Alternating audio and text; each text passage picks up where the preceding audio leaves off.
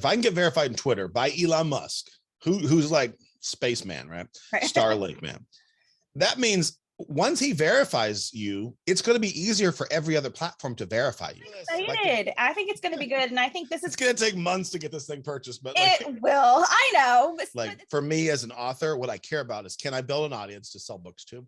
And can I help my clients build audiences to sell books to? That's really the purpose of what we're doing. The top 100 authors worldwide make millions. That's your James Pattersons, your J.K. Rowlings, your George R.R. Martins. Once you get out of the 100, it drops significantly. The rest of the authors across the globe, put them all together, make $6,080.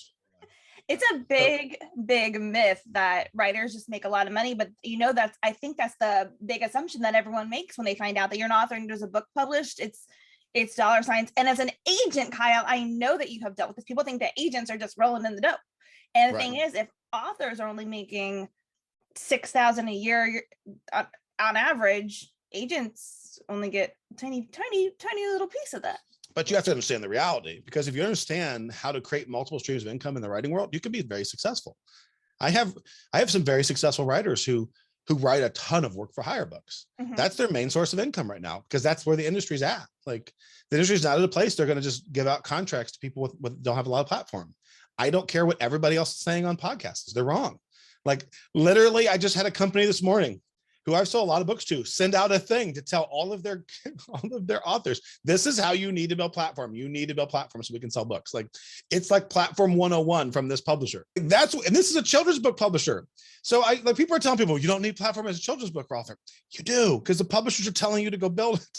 I had a conversation with an author the other day, and they're like, I would like to get this kind of advance. I'm like, that publisher has offered $1,000 advances on every book.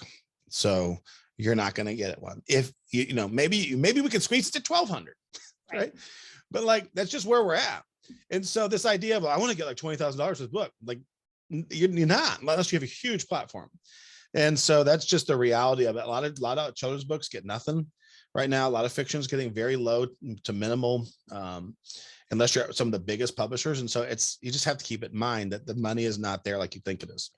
So that can be hard for a new author. So if you're trying to get to that point, some other work for hire that may not be for a publisher could be trade journals or articles. And I mean, our friend Michelle Medlock Adams, she always teaches to look at the Writer's Market Guide, look for trade journals because they pay and usually pay pretty well, and start getting some work for hire income that way. So if you invest at the right times, there's a potential for you to diversify your income. A savvy person is going to be on YouTube from October through Christmas, because the ad revenue is insane that time of the year. Instagram, guys, please be doing reels. We've been talking about this for a while. They just sent me a thing, and I don't really have a ton of followers on there, and I haven't made a ton of reels, but the whole pay thing again for the next 30 days. The bonuses, I get bonuses every 30 days from Instagram and Facebook. I just signed up again, so I'll be doing a lot more reels next 30 days. And they work for you while you're sleeping. We are excied to share more, and I'm excited to share more of the secrets. Maybe we'll catch you on the next episode of the Serious Writer Podcast. See you later.